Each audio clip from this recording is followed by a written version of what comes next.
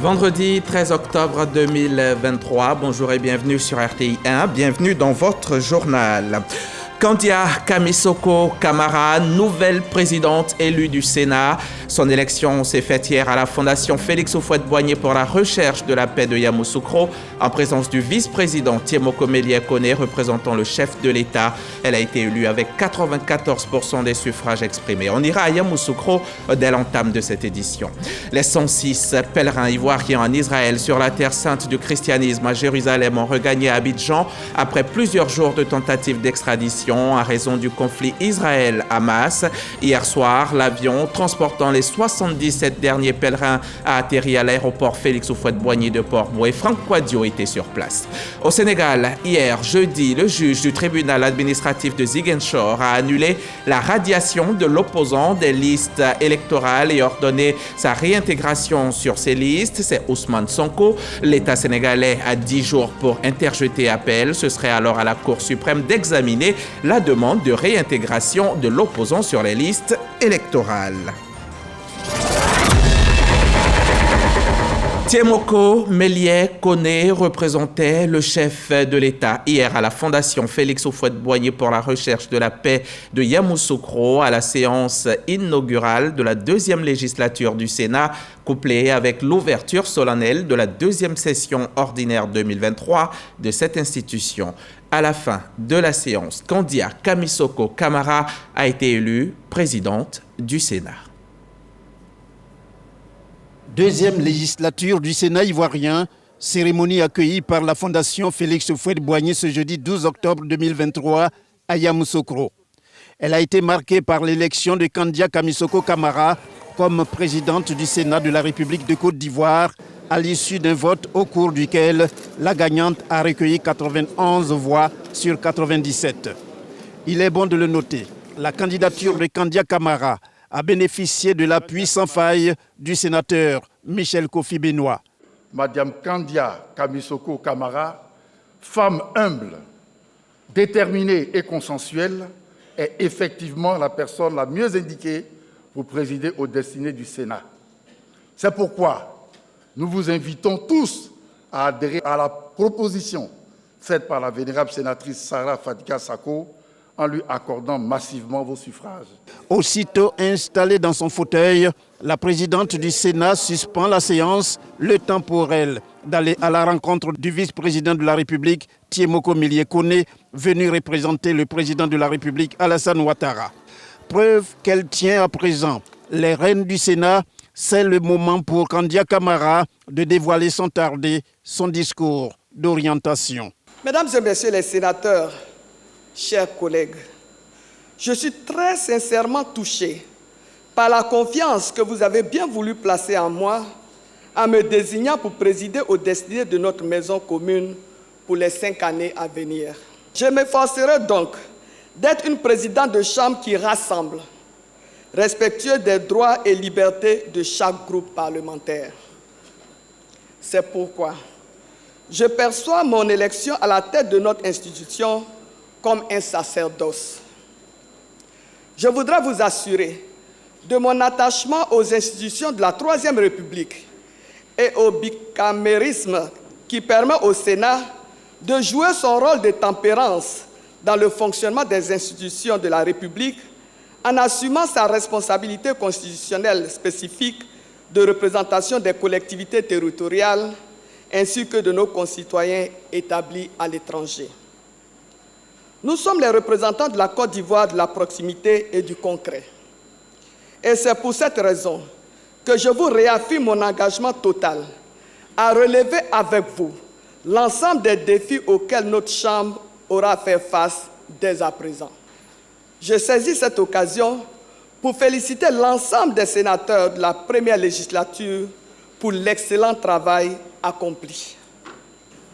Je voudrais, en ce moment précis de mon propos, rendre un hommage appuyé à M. Jeannot Ahoussou-Kouadio, premier président du Sénat, dont l'action historique à la tête de cette institution restera à jamais gravée dans la mémoire collective des Ivoiriens et des Ivoiriennes.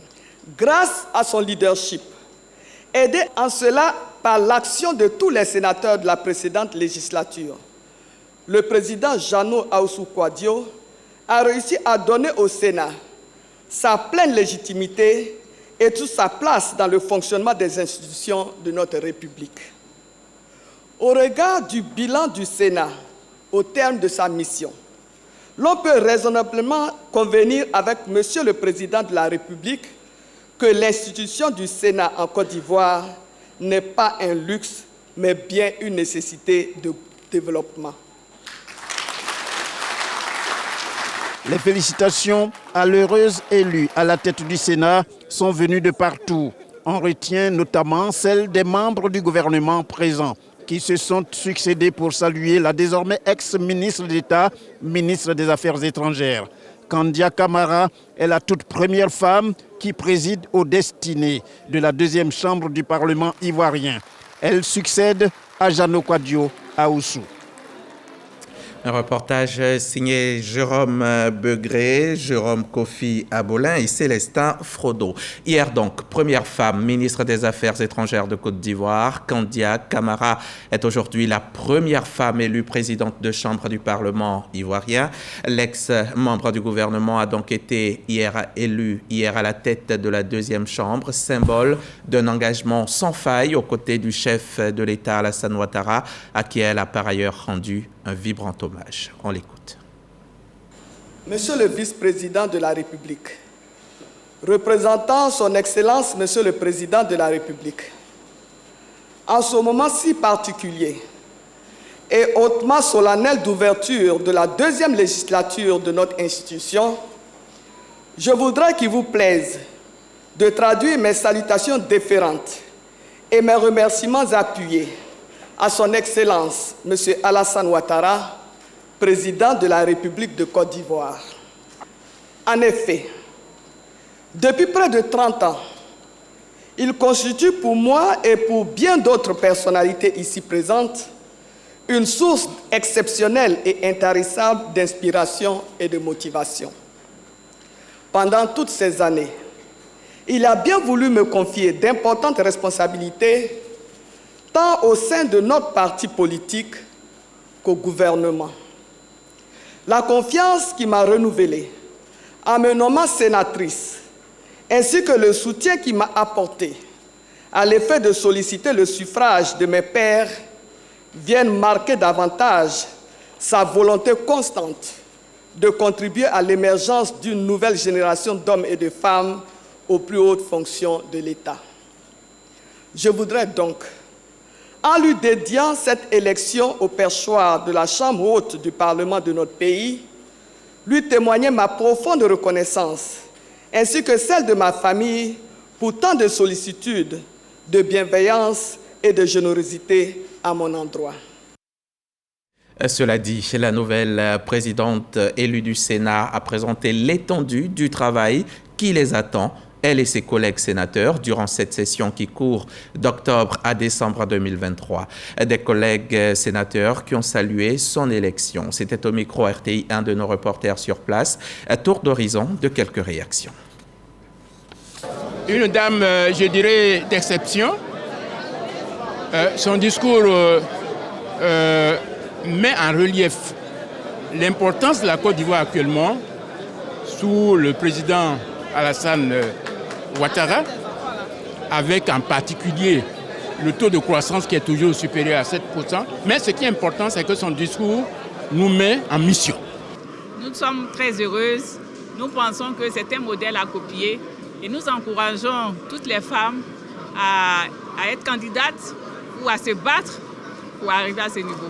La nomination de Kandia Camara aujourd'hui est une fierté pour la femme ivoirienne. Vraiment, merci au président de la République pour le choix de cette grande dame.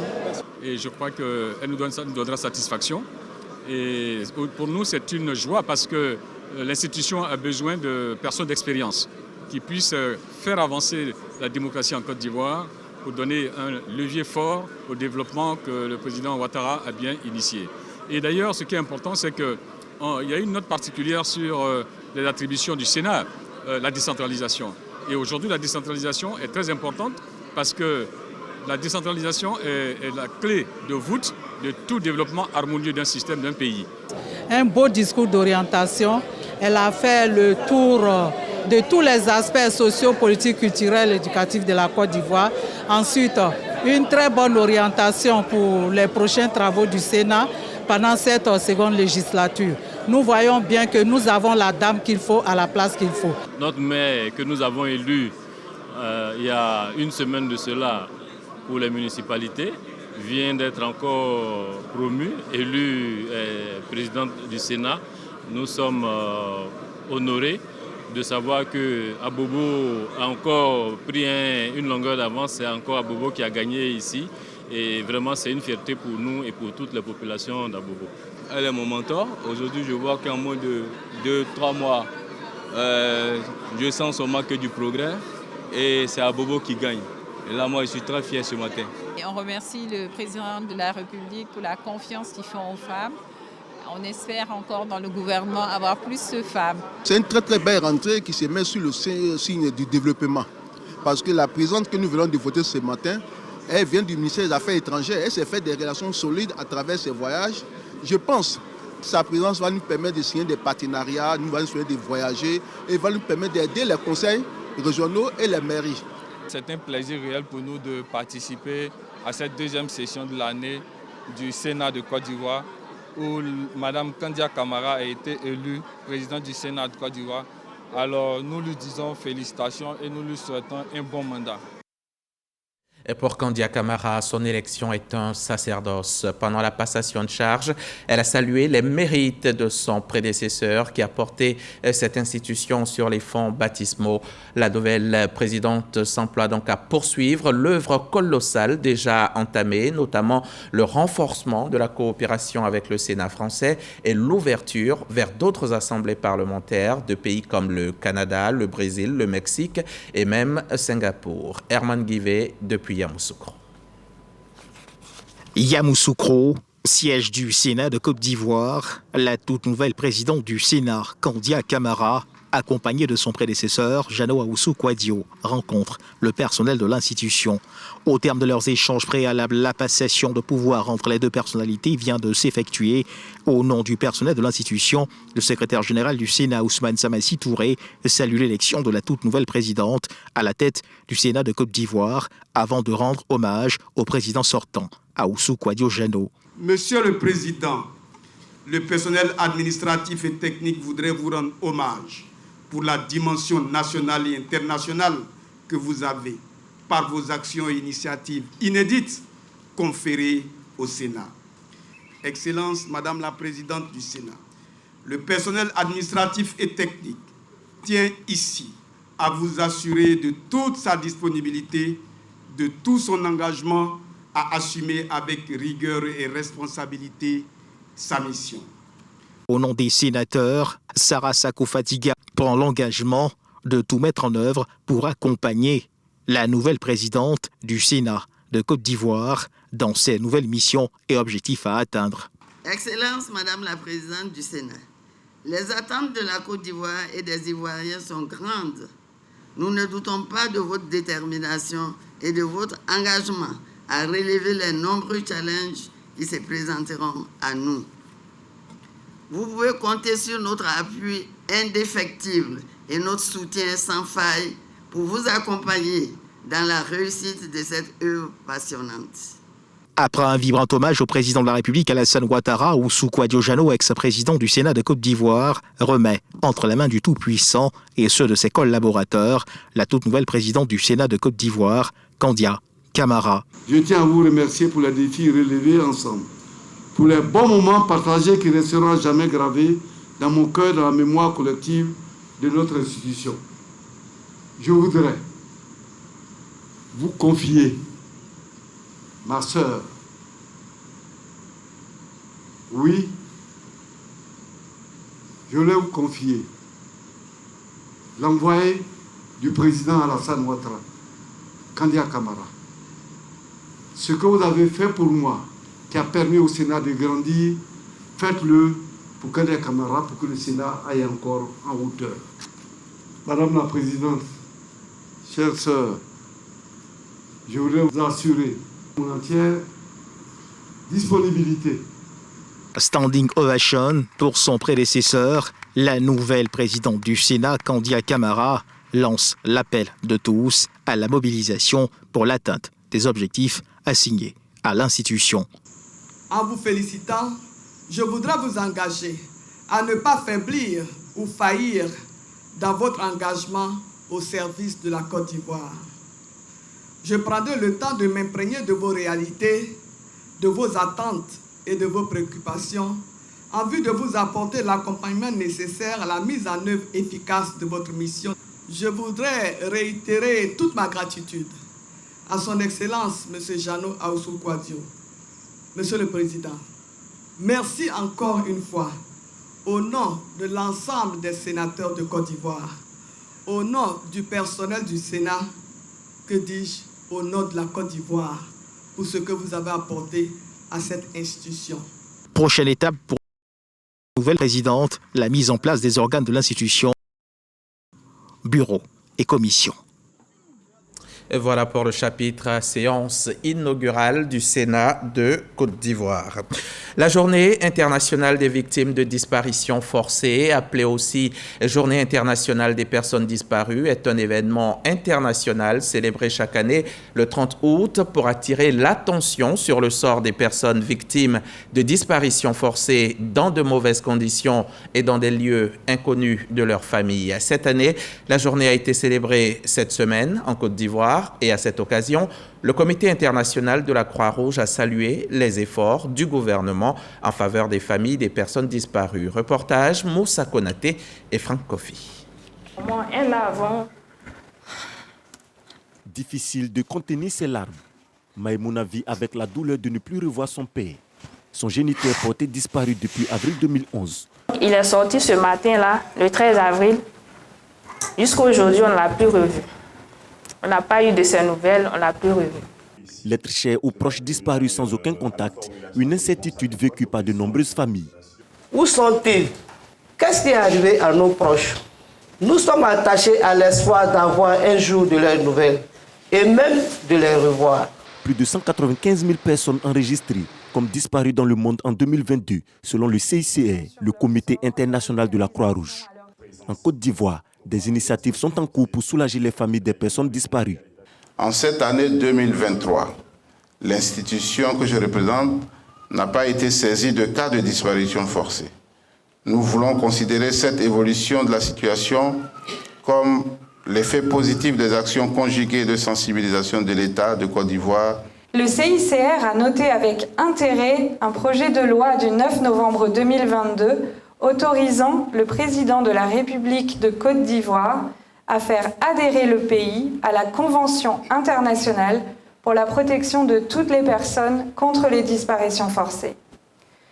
Le CICR salue cette initiative et encourage l'État à conduire à son achèvement ce processus normatif important dont la finalité ultime devrait être l'adoption d'une loi nationale spécifique aux personnes disparues, prévoyant entre autres la création d'un mécanisme de coordination pérenne pour la prise en charge des besoins des familles. La Journée internationale des personnes disparues est célébrée le 30 août de chaque année. Il s'agit d'attirer l'attention sur la situation des familles qui sont sans nouvelles de leurs proches disparus. La commémoration de cette journée est à sa 4e édition en Côte d'Ivoire. Le conflit Hamas-Israël fait actuellement beaucoup de morts et surtout de disparus. Le conflit s'est déclenché le week-end dernier pendant que se tenait le pèlerinage sur la terre sainte du christianisme à Jérusalem. 106 Ivoiriens en faisaient partie. Ils ont dû sortir précipitamment du pays pour fuir les bombardements. Grâce aux efforts du gouvernement, ils ont pu regagner Abidjan. Hier soir, Franck Kouadio était à l'aéroport où il a pu assister à l'arrivée des derniers pèlerins. La joie d'être enfin chez soi. Les pèlerins ivoiriens revenus de la terre sainte du christianisme, Jérusalem, et là-bas la réalité israélo-palestinienne touchée du doigt. Les souvenirs sont encore vivaces et entremêlent chez Damoyen inquiétude et soulagement. Et ce, après avoir été bloqués plusieurs jours en territoire israélo-palestinien. On a eu chaud vraiment quand on était à Jérusalem, ça n'a pas été facile. On voyait de partout les balles en tout cas qui traversaient. Les gens couraient de gauche à droite, ce n'était pas vraiment facile. Prière, supplication, mise à l'épreuve, la vie du chrétien en somme, qui plus est à Jérusalem, cela a vraiment du sens. Ce pasteur raconte d'ailleurs les péripéties du dernier jour, le samedi. Alors que nous étions en territoire palestinien, on a pu sortir rapidement de Bethléem, c'est la grâce que nous avons eue. Et après Bethléem, on est allé se cacher dans un petit village appelé Taïbé. Et c'est un de nos guides qui est juif qui est venu nous sortir de là parce que la rue où ça allait, on risquait d'être bloqué. Par la grâce de Dieu, nous avons pu sortir vite pour aller à Nazareth. C'est de Nazareth que nous avons pu prendre un car la nuit, le lundi nuit, pour nous rendre à Tel Aviv, pour rentrer sur Turquie. La Palestine, Istanbul en Turquie via Tel Aviv, que d'émotions vécues par pèlerins et accompagnateurs, dont le journaliste de la RTI, Lassina Ouattara, envoyé spécial. Vu la situation d'urgence, avec l'annulation de tous les vols internationaux, il faut dire que la Turquie était le pays qui était le plus proche, mais qui desservait encore Israël. Et à partir de là, il y avait beaucoup de pèlerins qui venaient du monde entier et c'est en Turquie qu'ils atterrissaient. Donc ça a été difficile pour nous, on a passé, on va dire, 48 heures à l'aéroport d'Istanbul. 75 pèlerins arrivés ce jour et accueillis par le directeur général des cultes. Nous avons reçu instruction de tout mettre en œuvre pour que nos compatriotes puissent sortir de la zone dangereuse. Grâce à l'entregent de M. le Président de la République, nos autorités diplomatiques ont permis à nos pèlerins de sortir et de se retrouver en Turquie. Ils étaient en tout 106 pèlerins pris en charge par l'État ivoirien et tous rentrés sauf des pèlerins, malgré tout, unis en prière pour les peuples israéliens et palestiniens, des peuples dont le conflit ouvert fait aujourd'hui de plus en plus de victimes. Je vous le disais au sommaire, au Sénégal, c'est une première victoire dans le bras de fer judiciaire qui oppose Ousmane Sonko à l'État sénégalais. Hier, jeudi, au soir, le juge du tribunal administratif de Ziguinchor, dans le sud du pays, a annulé la radiation de l'opposant des listes électorales et ordonné sa réintégration sur ces listes, entr'ouvrant ainsi pour celui-ci la porte à une candidature à la présidentielle. Il aura fallu une audience de près de 12 heures pour aboutir à cette décision. L'État sénégalais a 10 jours pour interjeter appel. Ce serait alors à la Cour suprême d'examiner la demande de réintégration d'Ousmane Sonko sur les listes électorales. Place à présent à la page sport de ce journal.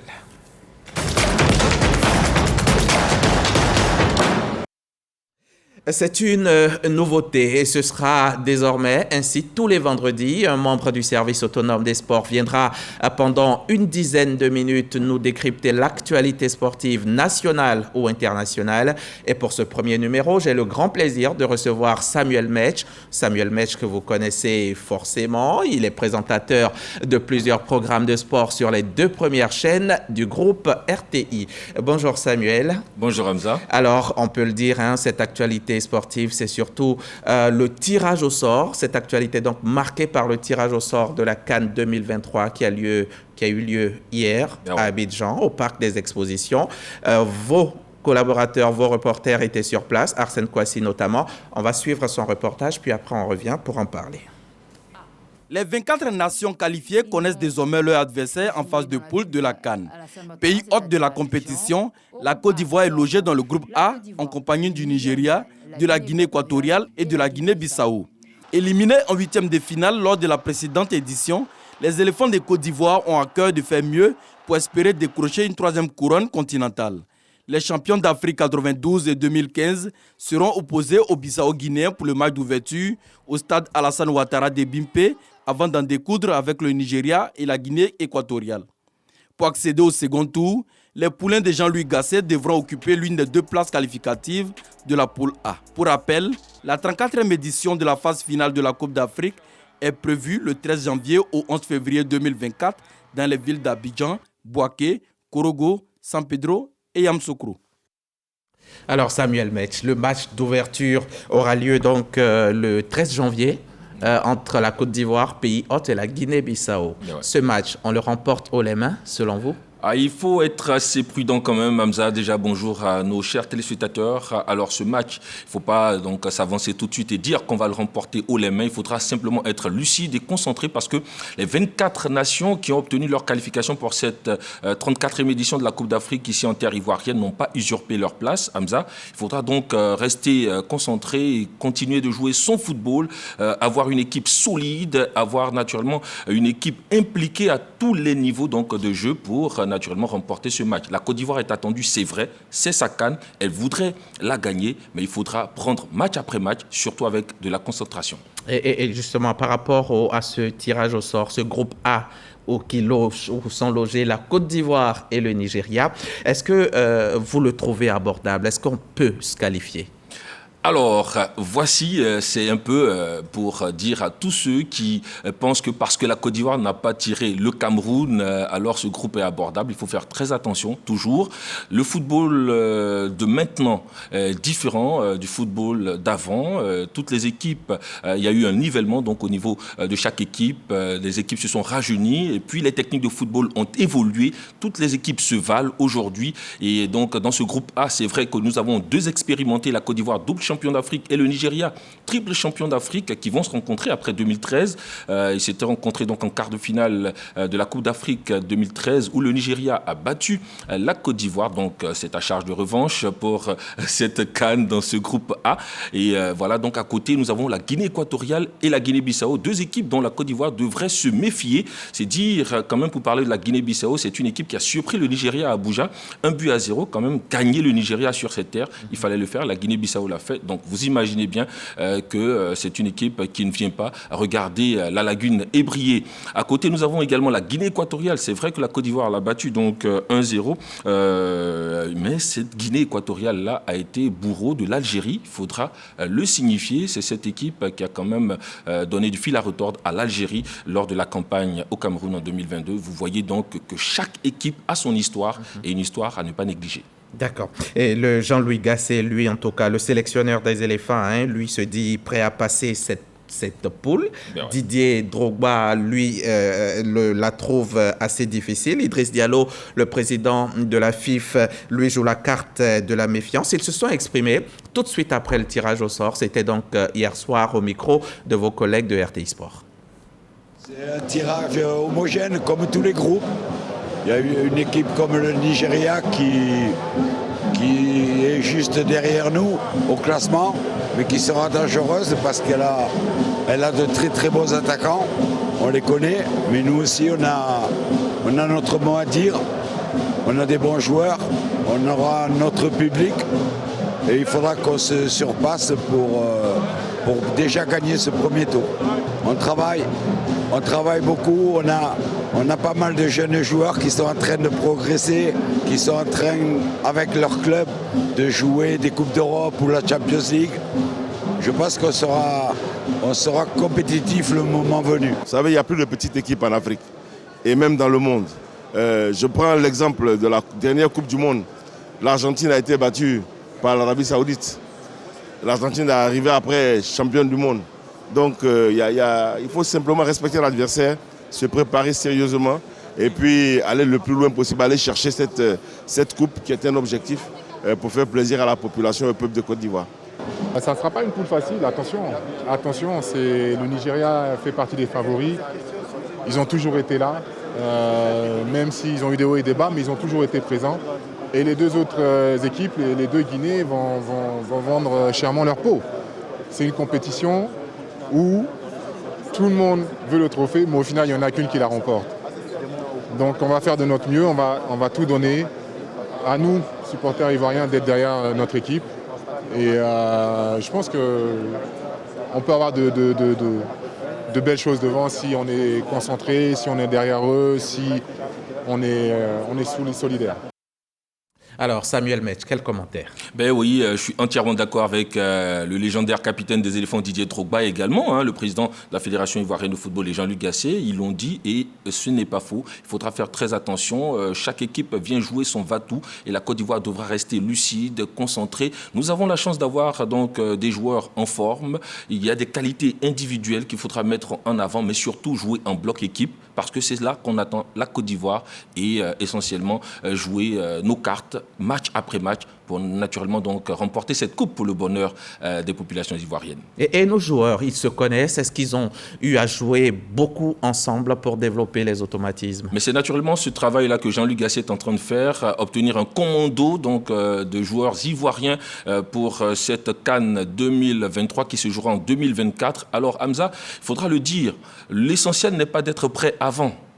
Comme on le dit, il faut être prêt le jour de la compétition et c'est ce que Jean-Luc Gasset est en train de faire avec son groupe. Les joueurs ne se connaissent peut-être pas très bien, mais les automatismes sont en train de venir match après match. D'ailleurs, on aura 2 rendez-vous importants pour consolider encore ce groupe et lui donner toute la force nécessaire. D'accord. Et le terrain de foot du Parc des Sports sera également un site d'entraînement pendant cette CAN de l'hospitalité. Il a été inauguré récemment. Je vous propose qu'on aille voir cette inauguration. Après les stades de Bouaké, Yamoussoukro et San Pedro, c'est au tour du Parc des Sports de Treichville d'être opérationnel. Ce jeudi, le ministre Paulin-Claude Dao a réceptionné les clés symbolisant la réouverture de ce stade d'une capacité de 2700 places assises. Des vestiaires de joueurs à la cabine de presse, en passant par les tribunes jusqu'à la pelouse synthétique du Parc des Sports, tout a été passé au peigne fin durant 12 mois de travaux pour redonner au stade un visage rayonnant. Le ministre Paulin-Claude Dao a exprimé sa satisfaction de voir le Parc des Sports faire peau neuve avant d'annoncer un vaste programme de construction d'infrastructures sportives sur l'ensemble du territoire national. Nous allons continuer ce programme. Ça va être le stade de Bondoukou, le stade d'Abangourou, le stade de Daloa, le stade de Mans, le stade de Diéné. Donc c'est un vaste programme qui va se mettre en œuvre pour permettre aux équipes de retourner sur leur terre, de permettre aux équipes d'avoir de l'animation citoyenne dans toutes ces grandes villes. Rénové à hauteur de 637 millions de francs CFA, le Parc des Sports fait partie des 4 stades retenus pour abriter les rencontres du championnat de Ligue 1. Il recevra également des compétitions de rugby et de cyclisme. En voyant cela, on peut le dire aisément, Samuel Metch, la Côte d'Ivoire, au niveau des infrastructures sportives, on est prêt.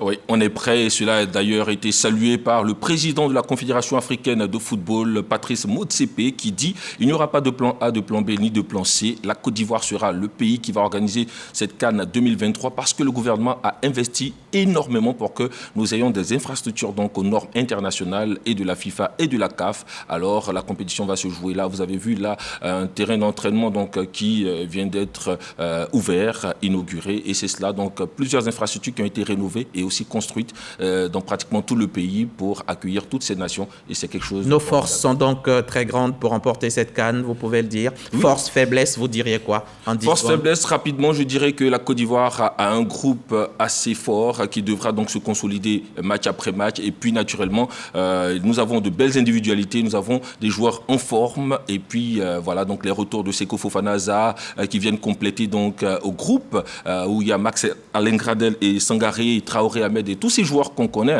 donc pour donner encore plus d'allant donc à notre équipe nationale pourrait nous aider donc à remporter ce tournoi. Il faudra simplement que toute la Côte d'Ivoire soit derrière eux. Et 2 gros matchs amicaux viendront pour nous aider à être prêts. Côte d'Ivoire-Maroc, donc demain samedi à partir de 17h, un match à voir en direct sur les antennes de RTI 1, un match qui va donc opposer la Côte d'Ivoire au Lion de l'Atlas, on le sait, donc on a vu toute leur... Son première nation FIFA c'est africaine. Quand même important, et puis c'est un match que personne ne veut rater, d'ailleurs là, on nous parle déjà des tickets qui manquent, donc vous imaginez bien, ce sera au stade Félix Houphouët-Boigny. Et après l'Afrique du Sud? L'Afrique du Sud le mardi, donc 17, en direct également, Côte d'Ivoire, Afrique du Sud, et puis il faudra voir tous ces matchs où Gasset va nous montrer quelque chose encore. En direct sur le groupe RTI, bien entendu, présenté par Samuel Metch.